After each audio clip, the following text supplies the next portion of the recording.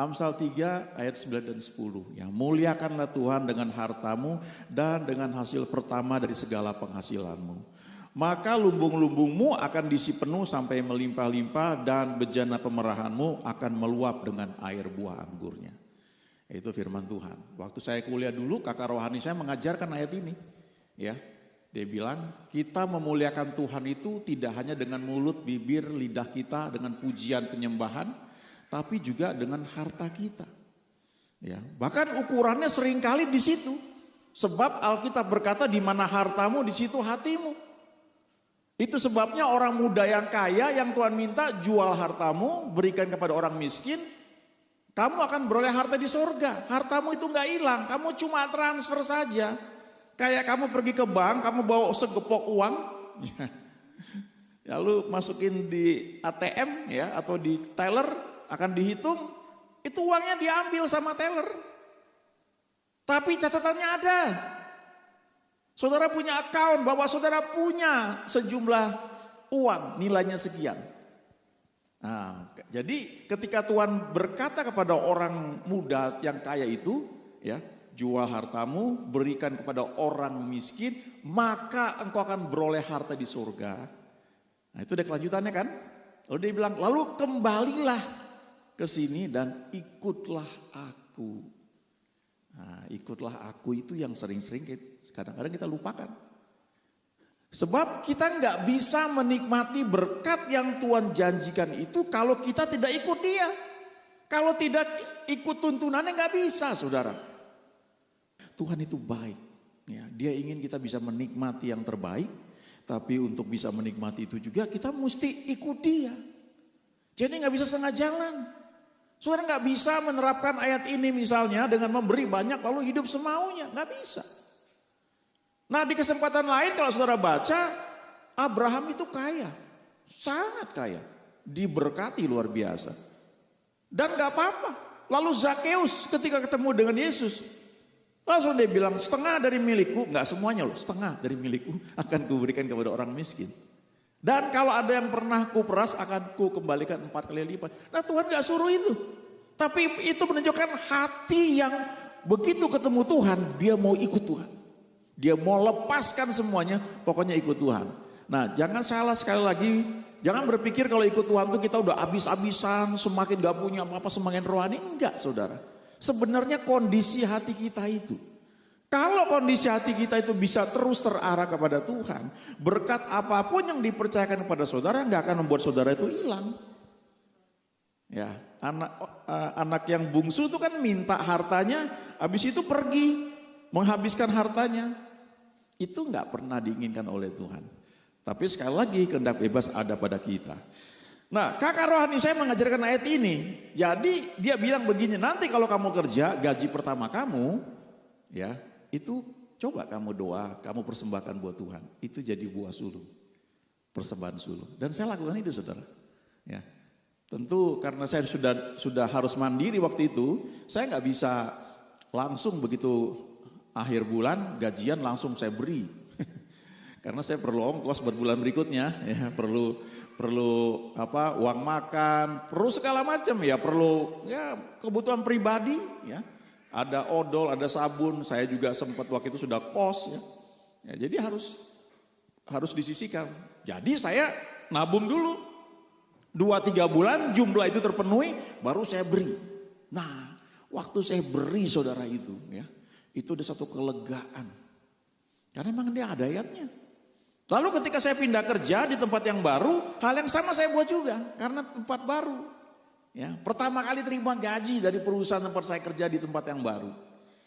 Lalu saya kerja, nah udah apa namanya sekian lama gaji naik. Nah kenaikannya itu pertama kali saya beri sebagai buah sulung.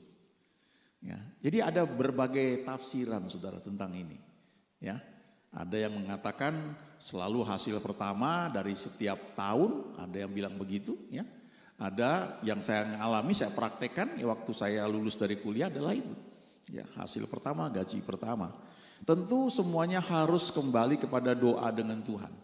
Itu tidak bisa dilepaskan. Saudara harus berdoa, dapat konfirmasi dari Tuhan, saudara yakin, ya. Lalu berinya kemana juga, Ya, dapat keyakinan itu baru saudara menabur, memberi. Nah, dalam slide berikutnya saudara dikatakan ya, ini ya, hormatilah Tuhan dengan memberikan kepadanya hasil yang pertama dari segala usahamu. Jadi itu salah satu cara menghormati. Kalau terjemahan itu, yang terjemahan baru kan muliakan, ya. Terjemahan ini firman Allah yang hidup, hormatilah. Ya. Maka ia akan mengisi lumbung-lumbungmu dengan gandum dan tempat air anggurmu dengan air anggur yang terbaik sampai melimpah-limpah. Ya, itu janji Tuhan. Di bahasa Inggrisnya juga sama ini ya. Honor the Lord with your wealth and with the best part of everything you produce. Ya, the best part, bagian terbaik. Jadi ada yang menafsirkan bagian terbaik itu juga ditafsirkan sebagai persepuluhan. Ya, ada yang menafsirkan begitu. Walaupun saudara perlu ingat secara logika, kalau orang bisa memberikan 100% dari penghasilan dia bulan Januari atau gaji dia bulan Januari, artinya dia punya tabungan saudara. Sehingga dia bisa hidup di bulan Februari, Maret, April tanpa kekurangan. Ya, jangan gambling gitu. Ya, gak mustahil memang Tuhan tiba-tiba suruh saudara berikan semua, begitu habis beri, besoknya dapat berkat. Mungkin double dari gaji saudara, bisa aja. Ya saya pernah ngalami yang kayak begitu, bentuknya berbeda-beda tapi sering. Ada satu pelayanan yang saya continue memberi setiap bulan. Dan itu bukan di gereja tempat saya berbakti. Ya, saya memberi ke banyak tempat saudara. Dan aneh, satu ketika saya ngomong sama pengelolanya, dia bilang, Pak makasih ya, Bapak berkati, Bapak setia. Ya. Iya saya bilang, aneh pelayanan ini. Setiap saya beri, langsung entah besok atau lusa, itu kembali benih yang saya beri itu jumlahnya persis atau berkali-kali lipat dari yang saya beri itu. Dan kadang-kadang ukurannya cuma jam. Saya baru transfer itu langsung sorenya dapat. Jadi kayak saya gak memberi gitu. Nah saya makin ngerti yang namanya benih dari Tuhan tuh kayak begitu. Ya, minta benih dari Tuhan. Ini yang sekarang ada, lepaskan langsung datang lagi. Nah itu salah satu contoh, itu pelayanan yang memang diberkati. Pandai-pandai melihat itu saudara, ya. Dan itu bisa beda-beda tiap orang. Karena Tuhan punya kasir banyak kan, dia punya proyek banyak seluruh dunia. Kasirnya ini Tuhan pakai membiayai pelayanan ini. Kasir yang satu lagi membiayai pelayanan yang sana. Ya, kadang-kadang nggak bisa dibandingkan. Ya, sekali lagi harus tanya sama Tuhan. Ya, ada yang menafsirkan memang di awal tahun ya. Walaupun sebenarnya kalau kita ya di beberapa gereja kita tahun barunya tuh nggak sekali saudara lo ya. Ini tahun baru Masehi kan. Nanti ada lagi Rosh Hashanah kan tahun baru juga itu. Ya. Tapi lebih dari itu saudara, yang perlu kita ingat lagi adalah ini sebenarnya. Di Kejadian 8 ayat 22 dikatakan bahwa selama bumi masih ada, takkan berhenti-henti musim menabur dan menuai. Ya. Siang dan malam, ya, musim panas, musim dingin. Dikatakan di sini salah satu hukum yang tertua yang berlaku di bumi adalah hukum tabur tuai. Nah tabur tuai ini berlaku dalam banyak, kalau saya nggak bilang seluruh bagian aspek kehidupan kita. Apa yang kita tabur akan kita tuai. Itu prinsip itu berlaku saudara. Ya. Nah ini dimulai di Kejadian 8 ayat 22 ya. Ini juga sama ya, selama bumi masih ada takkan berhenti-henti musim menabur dan menuai, dingin dan panas, kemarau dan hujan, siang dan malam. Ini sudah ada ditetapkan. Setelah banjir Nuh Tuhan ngomong seperti ini. Jadi dalam hidup ini, jagalah perkataan kita, saya pun juga belajar, jagalah sikap kita, karena itu merupakan taburan kita. Nanti kita akan tuai. Ya. Hati-hati bersikap memperlakukan orang lain, karena itu juga taburan kita. Dan memang itu enggak hanya di perjanjian lama ya, Kejadian 8 ayat 22, tapi ini Galatia 6 ayat 7, Paulus juga bilang, karena apa yang ditabur orang itu juga yang akan dituainya. Ya. Ini prinsip yang saudara perlu ingat baik-baik ya. Ya. Kemudian dalam bentuk yang lebih praktis, kalau kita bicara tentang finansial, ya, maka salah satu ayat adalah ini, Lukas 6 ayat 38. Berilah dan kamu akan diberi, give and it shall be given. Ya, itu firman Tuhan. Saudara mau menerima, berilah. Hamba-hamba Tuhan yang Tuhan pakai dalam pelayanan, mereka ngerti prinsip ini, saudara. Saya kutiplah seorang pendeta yang sudah bersama Tuhan di surga sekarang, pendeta J.E. Awondatu, itu gerejanya GPDI, saudara. Nah, GPDI itu sinode yang jauh lebih tua sebelum sinode GBI. Jadi dari GPDI itu ada GBIS, ada yang bilang GBIS itu GBI sementara katanya, lalu macam-macam, lalu saya lupa, akhir terjadi GBI. Nah, kalau saya mau bilang GBI selama ini yang biasa saya kunjungi, saya datang, saya pelayanan ya, itu rata-rata lebih makmur daripada GPDI. Ya, apalagi yang di desa-desa. Tapi gereja yang paling militan setahu saya, salah satunya adalah GPDI. Ya, mereka ada di mana-mana dan mereka hidup dengan iman luar biasa. Nah, salah satu pendetanya adalah Pak Awondatu. Sampai dia meninggal, tetap GPDI. Dia lulusan sekolah juga, kalau nggak salah ya sekolah Alkitab dari GPDI. Kemudian dia bangun sekolah Alkitab di Cianjur, gerejanya juga besar. Lalu ada seminar keuangan, diadakan di hotel, di seberangnya Hotel Indonesia tuh ya. Presiden atau apa namanya sekarang udah berubah lagi. Wah, itu enak, masuk situ semua disediakan ya. Maksudnya suasananya nyaman. Lalu ada seminar, Pak Awondatu yang khotbah. Dan dia khotbah, dia bilang gini, hidup itu menabur dan menuai. Ya, kami hamba Tuhan itu seperti perahu. Kalau air pasang kami naik. Kalau air surut kami turun, tapi tetap di atas air. Jadi dia bilang gak terpengaruh gitu ya. Mau inflasi kayak apapun ya Tuhan pelihara. Lalu dia bilang begini, ya, saya kesini pakai mobil mewah. Dia bilang saya pakai Land Cruiser. Ya, Land Cruiser mobil mewah ya. Sekarang pun masih mewah, apalagi waktu itu, apalagi waktu Krismon. Dan dia pendeta, gajinya berapa? Ya. Dia bilang nomornya tuh F41TH, Faith F41TH. Lalu dia bilang itu gak terjadi semalam. Ya, sekian tahun sebelumnya dia punya jemaat sakit, dirawat di Singapura, udah habis-habisan, dan Tuhan ngomong sama dia, nah ini kuncinya, ada persekutuan dengan Tuhan. Tuhan bicara sama dia, ayo kamu mesti menolong. Dia jual mobil dia satu-satunya. Uangnya hasil penjualan semuanya dia beri ke jemaatnya yang sakit itu. Ya, jangan ditiru kalau Tuhan nggak suruh. Ya. Nanti bisa akar pahit, saudara. Bisa saudara lari dari gereja, jangan sampai saudara pindah ke kepercayaan lain gara-gara itu ya. Dan waktu dikasih uangnya ini jemaatnya sampai nangis terharu, terima kasih Pak. Ya. Nah, kalau saudara pernah dengar Pak Awondatu khotbah itu gayanya lucu sekali. Ya. Memang lucu sekali lah. Dia bilang, ya cuman saya nangis-nangis. Nah, saya kan udah gak punya apa-apa lagi. Dia bilang. Tapi Tuhan saya luar biasa, dia bilang. Gak sampai sebulan, orang kasih mobil dia, ke dia, mobil baru. Lalu rupanya dia punya kebiasaan. Dia dapat mobil baru misalnya ya.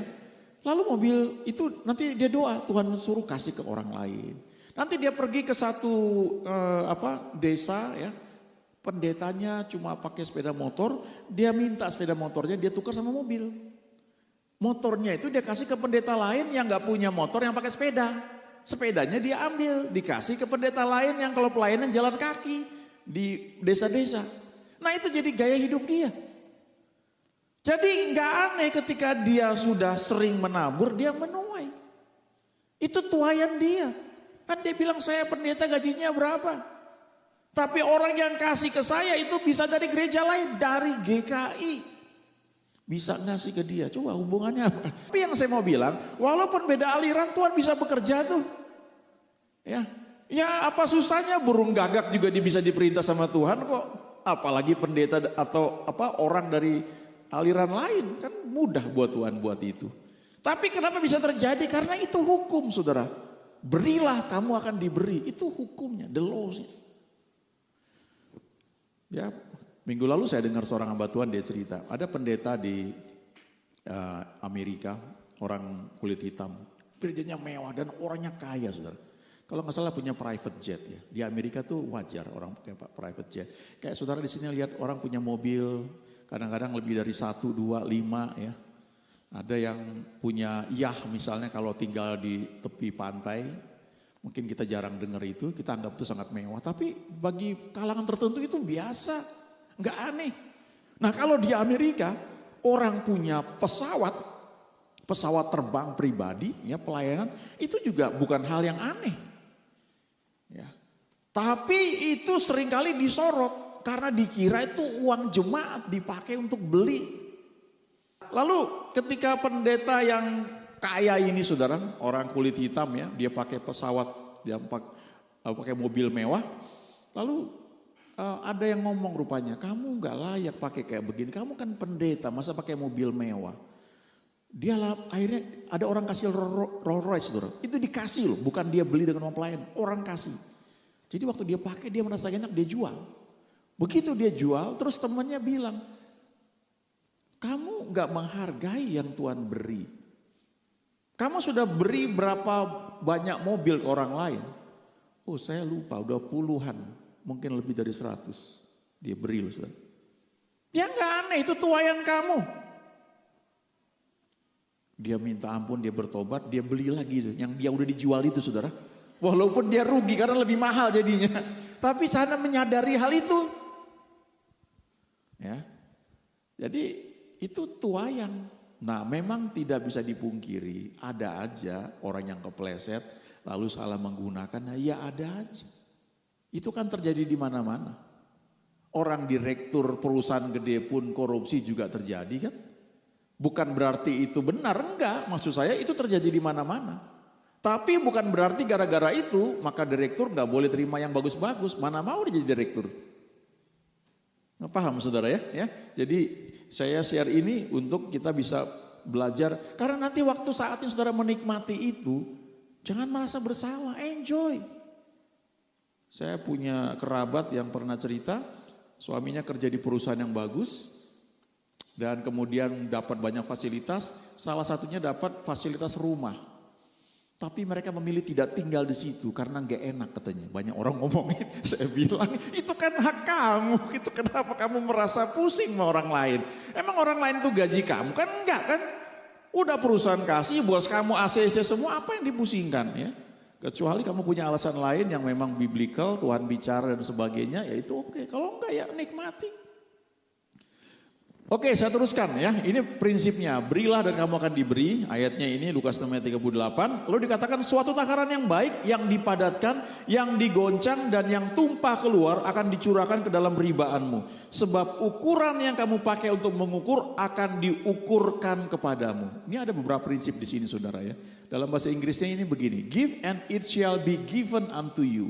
Good measure, ukuran yang baik. Press down, ditekan-tekan, itu kayak kalau beli beras itu ya, ngambil pakai ini 1 liter, kemudian dikusuk-tusuk, digoyang-goyang, tapi ujungnya diratain gitu, supaya pas 1 liter kan, kalau beli beras zaman dulu, kalau sekarang mungkin kayak gitu ya. Second together, nah ini bedanya, running over, ada lebihnya, tapi kalau kita beli beras enggak, diratain kan, kalau ini enggak ada lebihnya gitu. Lalu dikatakan, shall man give into your bosom. Orang yang akan memberi kepada Anda. Jadi tuayan itu datang dari orang-orang lain. Ya. Makanya kalau memberi pastikan hati kita benar kepada Tuhan dan jangan berharap tuayan dari orang yang kita beri itu. Ya. Tapi harapkan dari Tuhan, dia bisa pakai banyak cara ya. Nah, ini prinsip berikutnya, sebab ukuran yang kamu pakai untuk mengukur akan diukurkan kembali kepadamu. Ya, Pak Wondatu itu bilang begini, ya kalau saudara mau mancing apa dia bilang ya, ikan apa yang gede ya, itu umpannya mesti yang mahal saudara, gede juga. Tapi kalau saudara mancing ikan-ikan kecil, lele atau apa gitu ya, pakai sisa-sisa apa tuh bisa gitu. Jadi dia bilang jangan marah kalau lihat orang yang diberkati Tuhan secara finansial, hidup dalam berkat Tuhan dan makin lama makin kelihatan kaya. Karena taburannya makin banyak. Nah saudara cek taburan saudara berapa, dia bilang. Jangan salahkan Tuhan.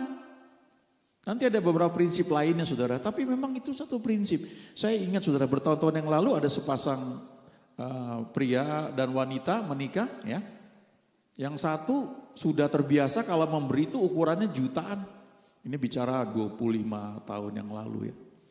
Yang satu lagi kalau memberi, suka memberi juga tapi ukurannya masih puluhan ribu, ratusan ribu. Waktu mereka menikah, teman-teman dari yang satu ini itu terima angpaunya ukurannya jutaan-jutaan saudara. Karena ukuran yang dia pakai memberi itu udah jutaan. Yang satu lagi terima juga banyak. Tapi ukurannya kelipatan itu. 50-an ribu, ratusan ribu. Karena prinsip ini. Jadi sekali lagi jangan marah kalau lihat orang diberkati. Karena kita nggak lihat mungkin dia lakukan apa sebelumnya.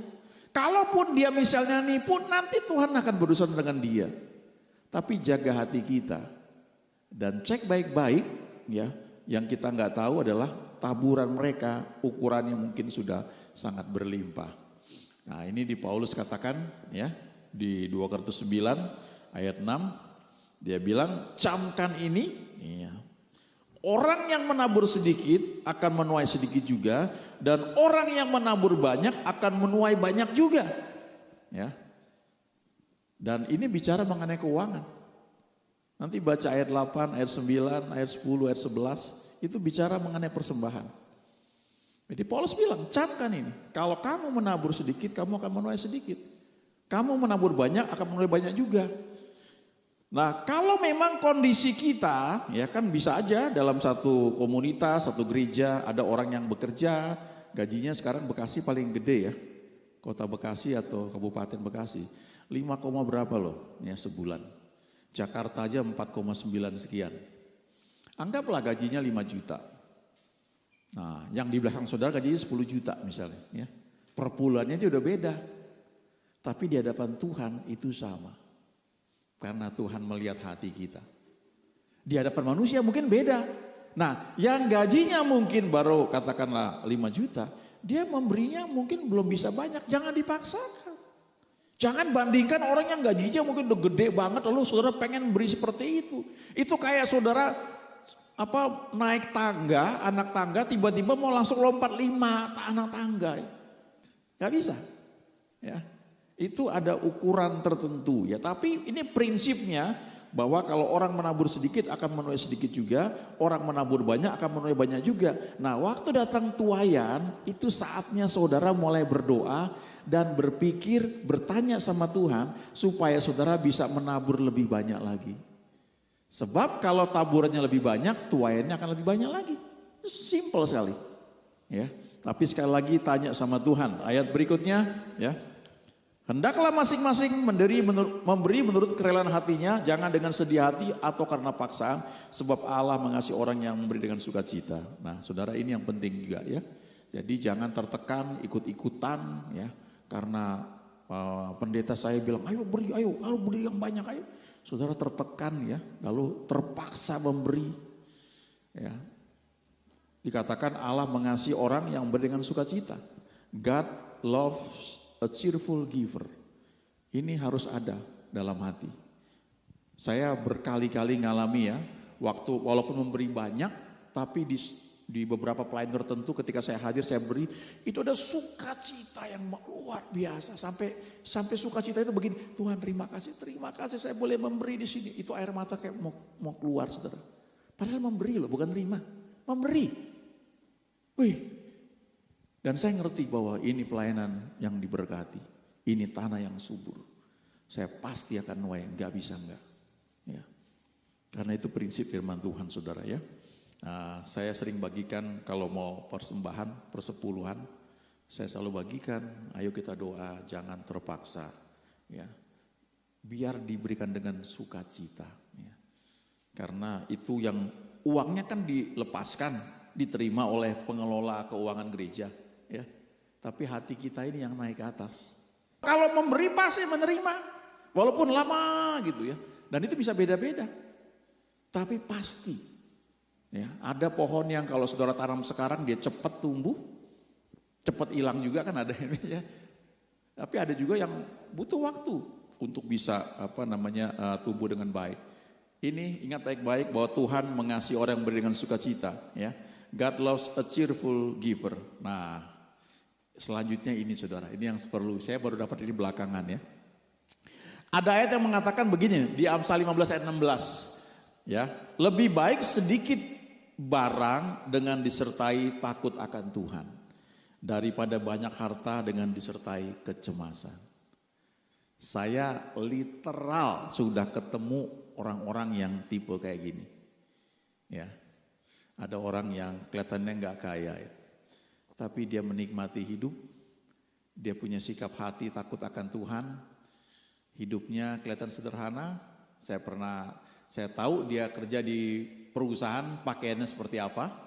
Ya, bukan orang di balik meja duduk dengan dasi jas ya di lapangan. Tapi saya pernah hadir juga di satu acara pernikahan, dia hadir dia pakai jas dan nggak kelihatan bahwa dia orang yang kalau di kantor tuh orang lapangan. Tapi hidupnya walaupun nggak berlimpah secara finansial, dia menikmati. Anak-anaknya selesai sekolah dengan baik, sudah bekerja, sudah menikah, and enjoy. Tapi saya juga ketemu orang yang kaya, saudara. Tapi hidupnya menurut saya jauh dari kebahagiaan. Ya, kalau dilihat banyak ya, hartanya itu banyak banget. Tapi saya suka mikir apa enak ya hidup kayak begitu. Jelas gak enak. Bukan hanya kecemasan, keributan dan sebagainya. Lebih baik sedikit barang disertai takut akan Tuhan. Daripada banyak barang, banyak harta dengan disertai kecemasan. Ya. Takut akan Tuhan itu yang paling utama. Walaupun kita punya barang sedikit. Tapi kalau kita takut akan Tuhan, kita ikutin dia, maka berkat akan bertambah, itu pasti. Nah, lalu Amsal 13 ayat 11, harta yang cepat diperoleh akan berkurang, tetapi siapa mengumpulkan sedikit demi sedikit menjadi kaya. Ini maksudnya apa ini? Ternyata untuk seseorang itu punya kekayaan dan bisa menikmatinya, itu ada kemampuan tertentu.